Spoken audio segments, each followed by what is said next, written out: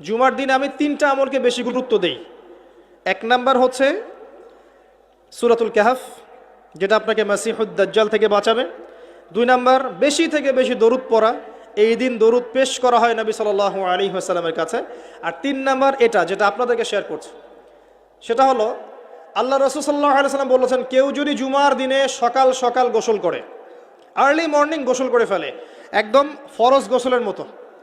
এবার সবচেয়ে উত্তম কাপড়টা পরে, নোংরা কাপড় না, বেস্ট কাপড়টা পরে, আতর খুশবু ব্যবহার করে, সুগন্ধি ইউজ করে, সুগন্ধি ব্যবহার করে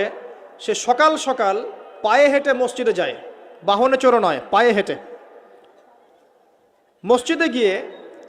ইমাম বয়ান খুতবা শুরু করার আগেই মসজিদে চলে গেছে, ইমামের কাছাকাছি বসে, কাউকে কষ্ট দেয় না, ইমাম খুতবা দিচ্ছে সে চুপচাপ শুনছে, কাউকে কষ্ট দেয় না, এমনকি পাশে কেউ কথা বলে তাকে এতটুকু বলে না চুপ করো,